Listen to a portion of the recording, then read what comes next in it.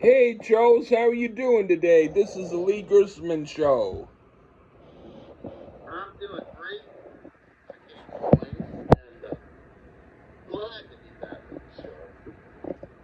I know, people are glad we're back. We're the Lions. That's all that matters. We go and in reviewing this album, we did. The very last track, somebody left a nice comment to Lee Gersman. It's a Lee album, folks. I'm sorry to spoil Yeah, it. don't worry. Album. And whoever that guy is, I don't know if he's the Quicksilver guy or somebody I know. Hey, keep the comment coming to the great Lee Gersman. Yeah. On his behalf. So what are we doing today? We're doing some called Quantum Lizard Hex, and their album is Cosmic Marshmallow Disco. Yeah! Now, I mentioned this to Lee, and it's some weird shit that YouTube did. And to pull it up, the track listing is backwards. So I listened from the bottom up. Yeah. Because the way the numbers work. Yeah. So I'm not sure how Lee's going to. Lee is the guiding principle here on this channel. He will drive us along. Yeah. Whatever song he says, I'll find. Okay. Yeah. Myself, I listen from the bottom track to the top. Which is kind of an interesting way to listen to an album. I have to try that just to see what it's like.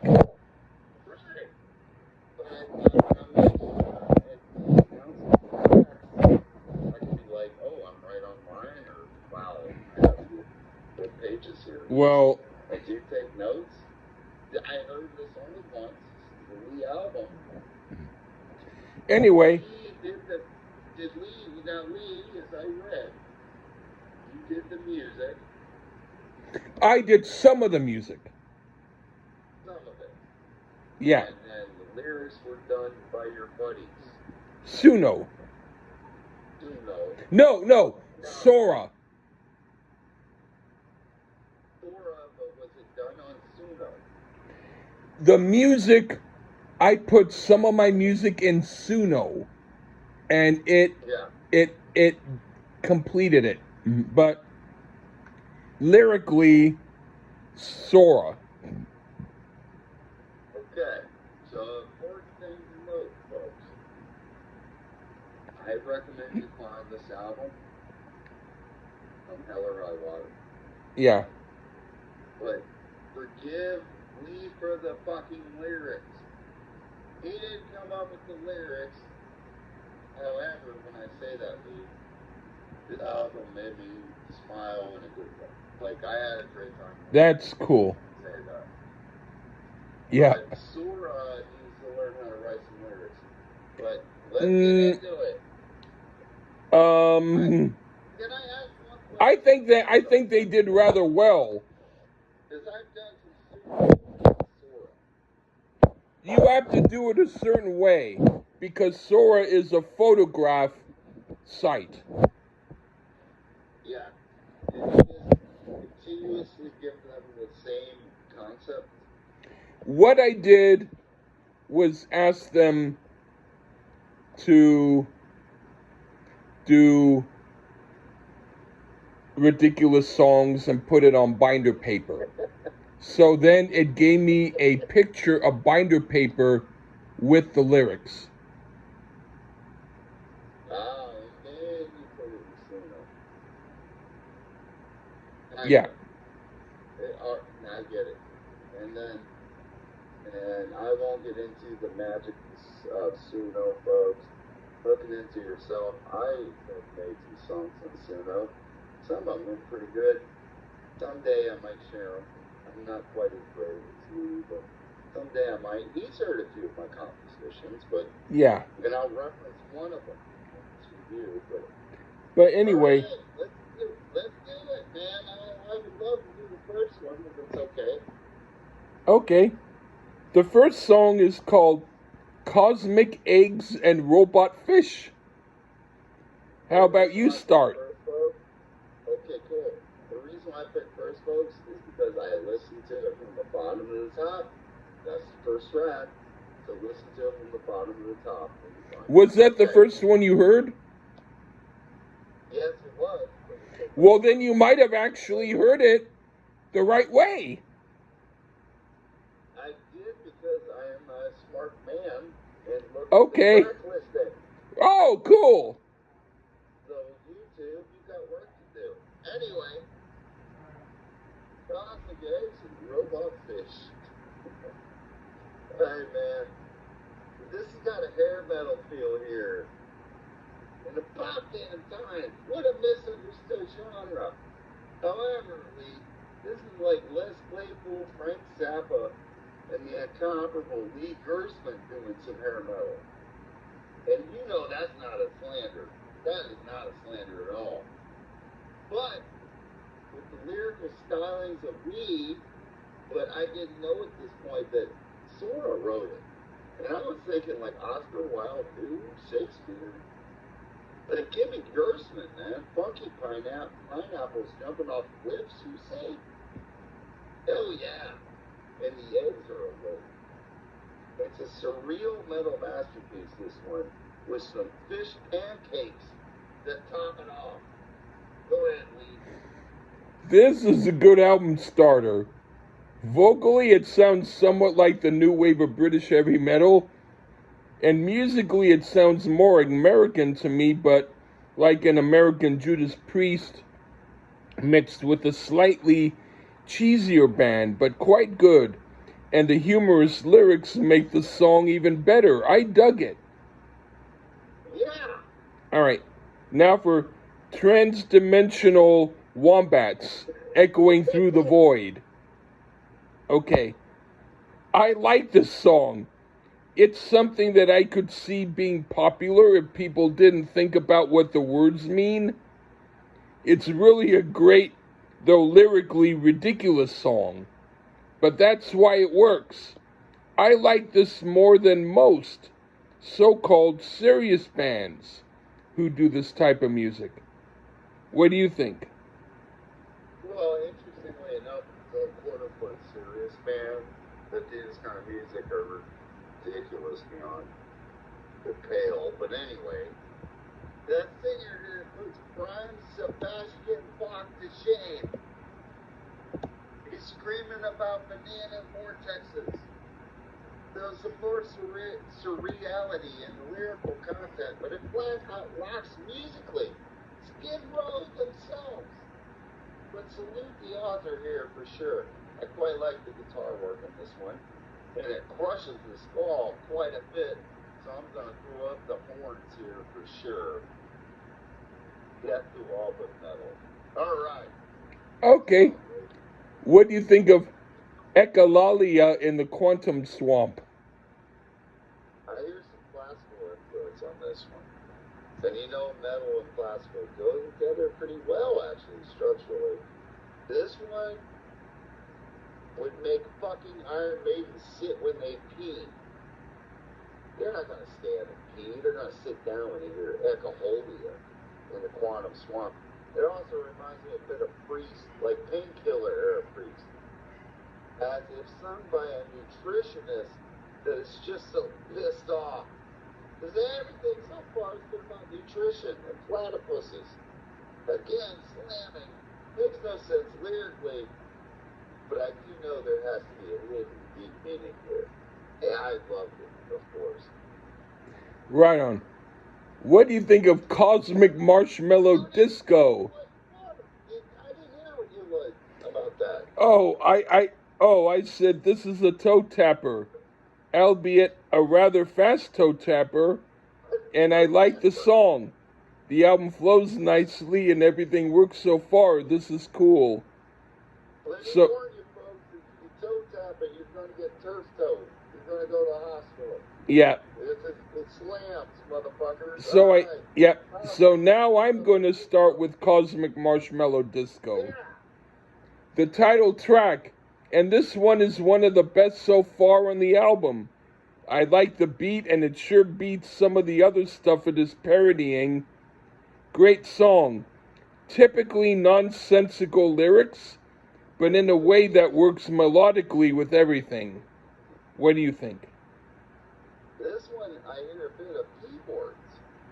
So perhaps a tip of the hat to that great white snake here.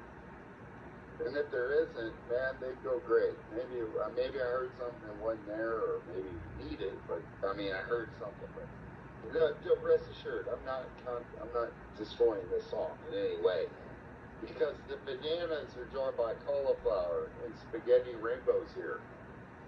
I've heard this vocalist on one of my Suno compositions called Gibberish Blasted Food, which makes way more or less sense in this song. But man, that vocalist is overworked. He saw some of my tracks. Like we're not paying him enough. I mean, I hear you. Floating toasters. Yeah, man, you got floating toasters from the void of cheese. Let it eat your heart out. I am the walrus, my ass. Cosmic Marshmallow Disco is where it's at. Right on. Now for, what do you think of Lunar Pancake Astral Pancake Sneeze? At the Astral, yeah, the sneeze. Man, the guitars are smoking here. Long intro, which led me to believe that it was an instrumental.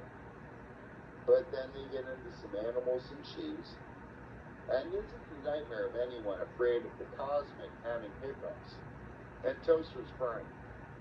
You know, the music is so slamming, I really don't think most metalheads would even give a shit about those, cosmic hiccups. And I know I don't. It's a slamming track here of the Lunar Pancake Astral Sneeze. Go ahead. Okay, I put, the words are continuously ridiculous, and it doesn't seem to be anything that will stop soon. But I like this song also, and the words fit the song rather well. All right. Now for Cosmic Banana Paradox. This is pretty nutty too, but it works. Maybe more of a deep track than a standout track, except for the lyrics, which stand out quite well. What do you think?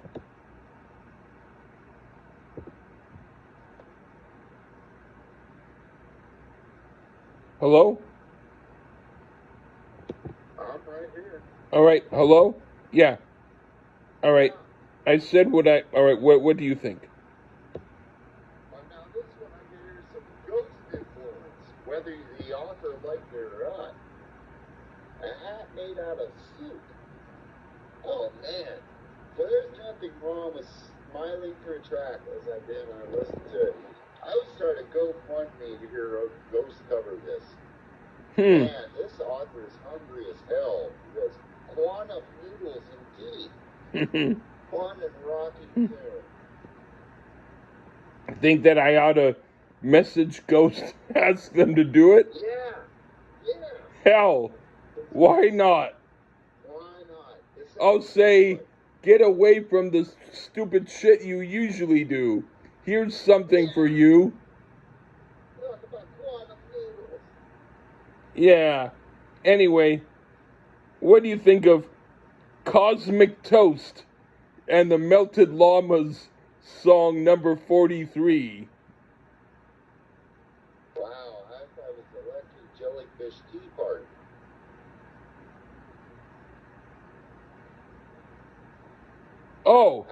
Oh, Electric Jellyfish Tea Party? Oh, okay. Oh, yeah. Okay. That, I have that one. Okay. What do you think of Electric Jellyfish Tea Party? Sorry about this one, seems. Oh man, I hate to say this, but so far I've loved this album. This one seems a miss compared to the other tracks thus far. It's not like horrible fucking Ricky Ramirez, Born to Be Alive, or whatever you told me that was offline. Stylistically, it just lacks a bit compared to the more pulverizing songs. It's not bad by any means, but not quite up to the same standard. But, however, the odd scatting done by the vocalist is great. plus the greedy voice. The vocals incredibly crazy here in a good way. Musically a little bit less killer, but the singer, good lord. So wait through the song, folks. Get through 3/4 of the song. You'll know what I mean. That saved it. So it's still a good song. Okay, I put, here we have our singer trying out for a place on the show The Voice. Well, if it was the drugged voice, perhaps. This is a cool song. And it's good that after the last song where he took a step back a little bit, he took a step up this time. And this is one of the better songs on the album because of it. So now do we go to Cosmic Toast? I've got Echo Late My Lizard Brain. Do you not have Cosmic Toast? I've got Cosmic Toast Lizard Waltz if you just want to do that one. No, I mean, do you have the one with the melted llamas?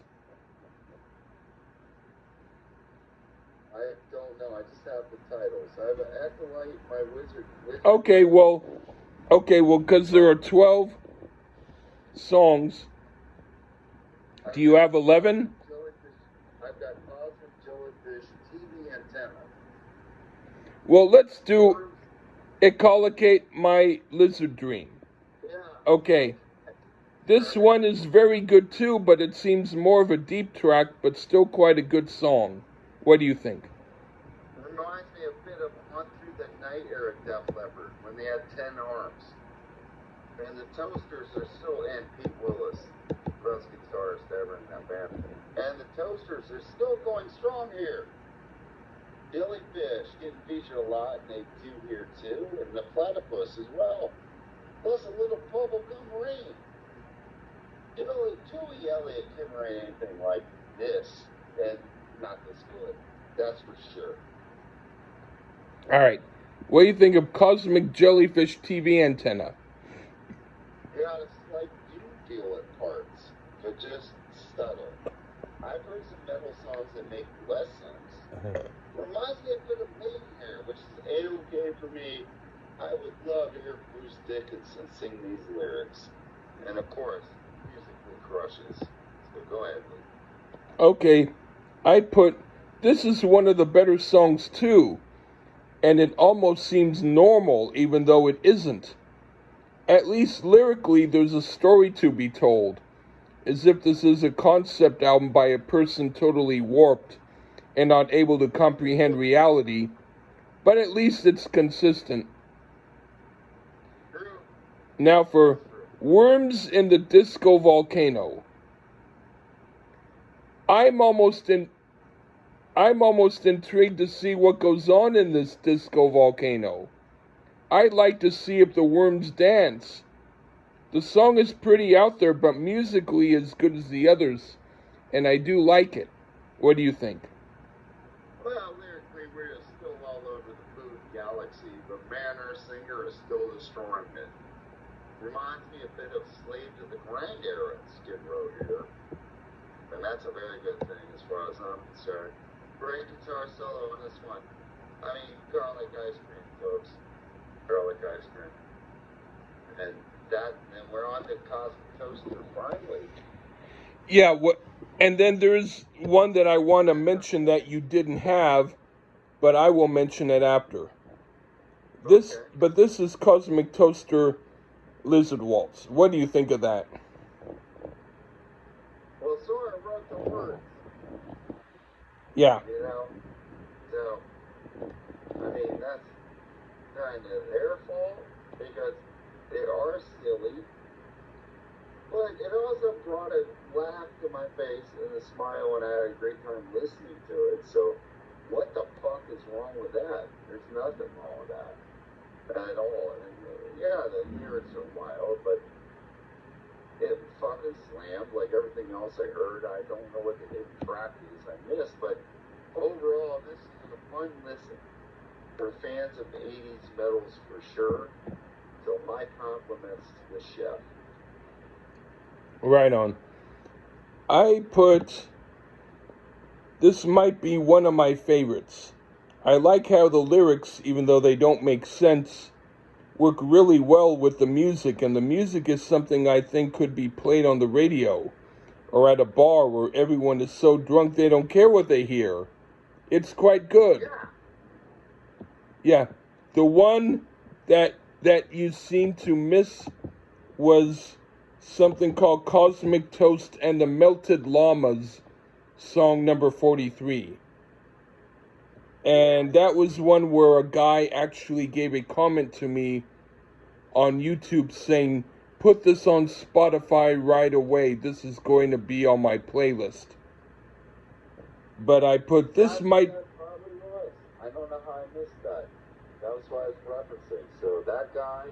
Then you probably heard that, and maybe forgot to write it because we were so... Yeah, but so let's say you heard it, and that you somehow put your review of that in with the other. Okay. But there's also so many cosmic things you can put before you forget. But I put, this might be so far the most traditional new wave of heavy metal sounding song, and even though the words are great and ridiculous as always, they somewhat give way a little bit to allow the group's instrumentation to shine more, which I'm not saying I prefer one way or the other, but it is a cool song with some good jamming on it.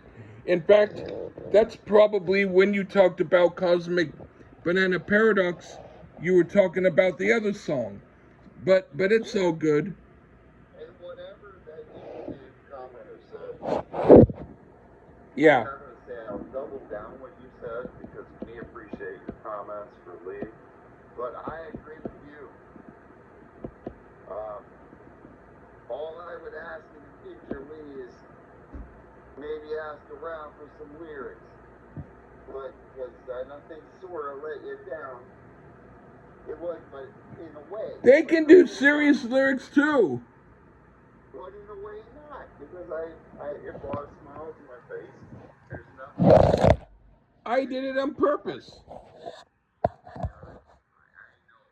appreciate that because you and I both know that playing metal heads take themselves way too serious.